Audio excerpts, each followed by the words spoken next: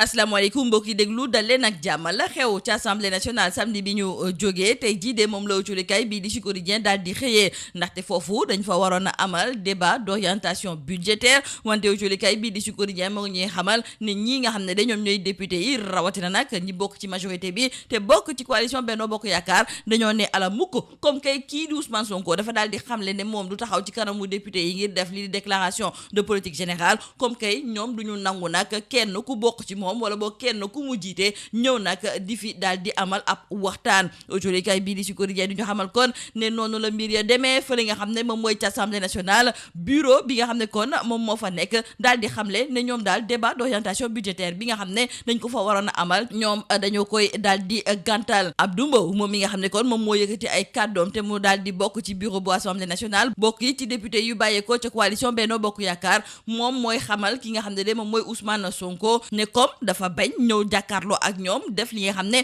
moom mooy déclaration de politique générale kon kay ñoom duñu nangu nag kenn ku bokk ci moom di ñëw nag di jàkkaarloo ak moom autolikaay bii di laas ne kon ñi nga xam ne ñoom ñoo nekk ci assemblée nationale ñoom dàq nañu nag ñii nga xam ne ñoom ñoo bokk ci biir gouvernement bi ci biir autolikaay bii di critique suñu natango yi seq waxtaan sax ak ki nga xam ne moom mooy Abdoulaye Diouf Sarr bokk nag ci biir APR moom muy gis ne ki nga xam ne de moom mooy Ousmane Sonko munul bañ nag taxaw ci kanamu député yi ndaxte lii nga xam ne moom mooy déclaration de politique générale lu ñu mës a def la fii nga xam ne nag moom mooy ci biir réew mi autolikaay bii di tribune ne li am ba des daal moom mooy ne foofu nga xam ne moom mooy ci assemblée nationale ñoom ñi nga xam ne kon ñoom ñoo fa am doole daal dinañuy lànk carré ne nag du ñu dalal ab joriñ goo xam ne dafa bàyyeekoo ci gouvernement wu ki nga xam ne de moom mooy Ousmane Sonko autolikaay bii di tribune di gis kon ne fu mu nekk ni xeex bu tar la waa assemblée nationale nekkee ak premier ministre bi wante it xeex boobu de mun naa indi nag ab crise foofu nga xam ne de moom mooy ci assemblée nationale ci biir autolikaay bii di Sud Quotidien sax suñu naataangoo yi ñu ngi ñuy xamal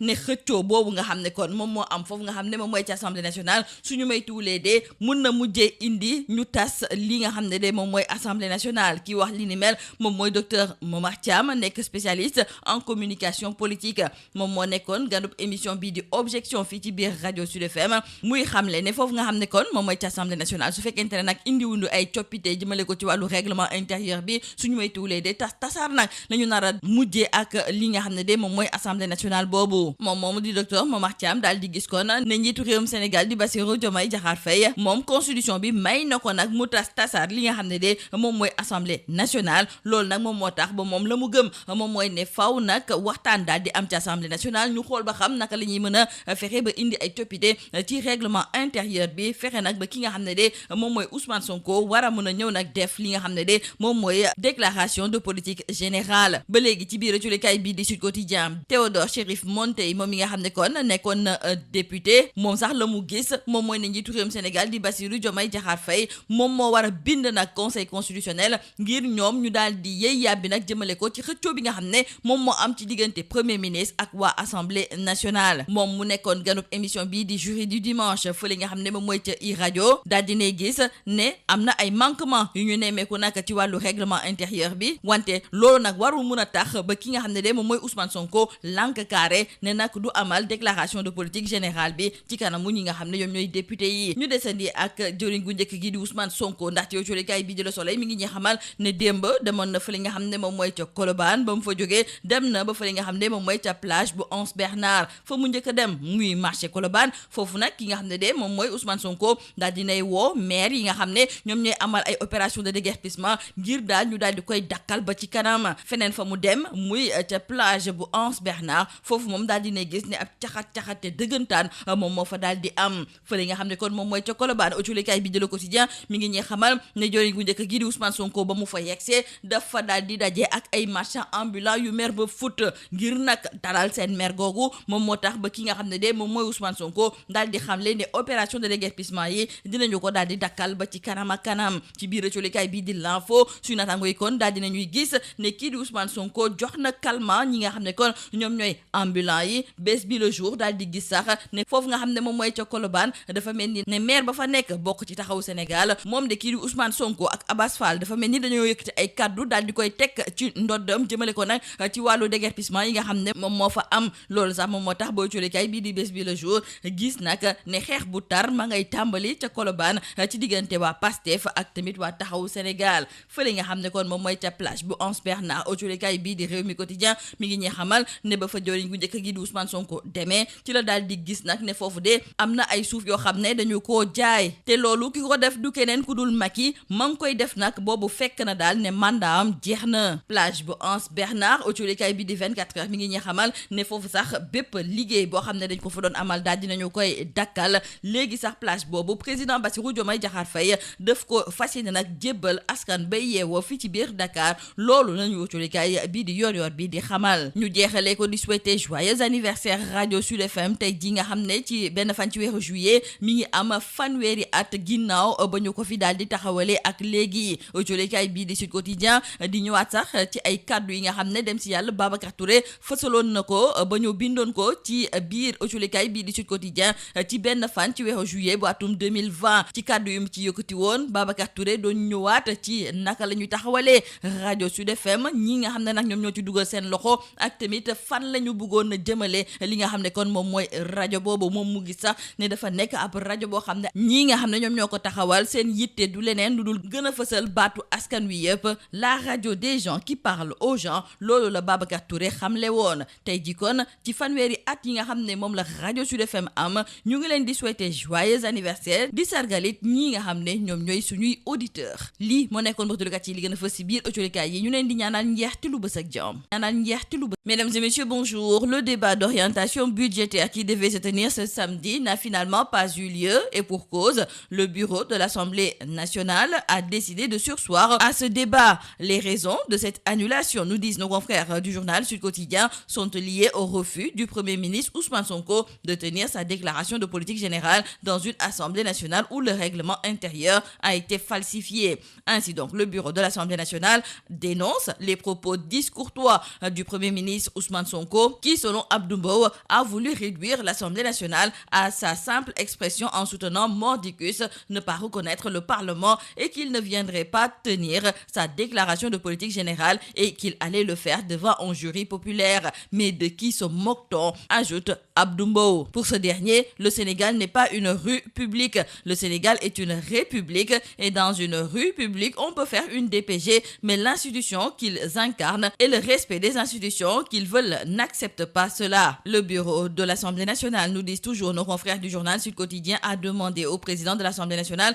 de prendre contact avec le président de la République pour que ce problème puisse être réglé. L'Assemblée nationale renvoie le gouvernement, c'est le titre qui barre la une du quotidien LAS. Nos confrères reviennent donc sur cette polémique autour de la déclaration de politique générale et dans le journal Critique, c'est Abdoulaye Diouf Sarr, responsable à l'APR, qui se prononce sur la polémique concernant la déclaration de politique générale. Il commence tout d'abord à dire à nos confrères du journal Critique que c'est la Constitution qui exige cette déclaration de politique générale et c'est une tradition démocratique ancrée dans nos mœurs. Il ne veut pas entrer dans les détails du règlement intérieur qui se trouve être le même sur lequel le Parlement travaille et contrôle la gestion gouvernementale. Et selon lui, c'est au Premier ministre de s'élever au-dessus de la mêlée pour comprendre les enjeux liés à cet exercice démocratique. Quoi qu'il en soit, retournons avec nos confrères du journal Tribune que l'Assemblée nationale a carrément refusé de recevoir le ministre de Sonko. Le bureau de l'Assemblée nationale déclare la guerre au PM, nous disent nos confrères du journal Tribune, qui nous parle déjà d'une crise institutionnelle qui est en téléchargement. Et il faut dire que ce bras de fer peut conduire, selon le docteur Momar Thiam, spécialiste en communication politique, à une dissolution de l'Assemblée nationale si elle ne corrige pas les insuffisances du règlement intérieur. Le docteur Momar Thiam, invité de l'émission Objection de la radio Sud FM, trouve que le bureau de l'Assemblée nationale, actuellement sous contrôle des députés du groupe parlementaire Benno Bokk Yakaar, ne pourra pas remporter le bras de fer qu'il mène actuellement avec le Premier ministre Ousmane Sonko autour de sa déclaration de politique générale. Le docteur en communication politique, tout en déplorant ce tiraillement qu'il n'a pas manqué d'ailleurs d'assimiler à de la politique politicienne avec des provocations et contre-provocations qui n'honorent pas l'Assemblée nationale, a toutefois prévenu que l'exécutif, à travers le président de la République, aura toujours le dernier mot. L'invité de Bayo Marguey dit craindre que le président de la République soit obligé de sévir en procédant tout bonnement à la dissolution de l'Assemblée nationale en cas de refus du bureau de l'Assemblée nationale donc donc d'apporter des corrections au règlement intérieur. Et toujours dans le journal Sud Quotidien, c'est un ancien parlementaire qui se prononce concernant cette controverse autour de la DPG. Théodore Chérif Monteil demande au président Bassirou Diomaye Diakhar Faye de saisir le Conseil constitutionnel pour obtenir son arbitrage dans le bras de fer qui oppose son premier ministre et l'Assemblée nationale. Invité de l'émission Jury du dimanche chez nos confrères d'e-radio, l'ancien parlementaire, tout en confirmant les manquements de la nouvelle édition du règlement intérieur, a estimé que cette carence n'est pas une raison valable pour que le premier ministre Ousmane Sonko refuse de tenir sa DPG. Justement, nous restons avec le premier ministre Ousmane Sonko qui était hier à Colobane pour constater de visu les opérations de déguerpissement. Ousmane Sonko, selon nos confrères du quotidien Le Soleil, a fait hier une descente au marché Colobane, mais aussi à Anse-Bernard. Et dans le premier lieu, il a invité le maire à faire preuve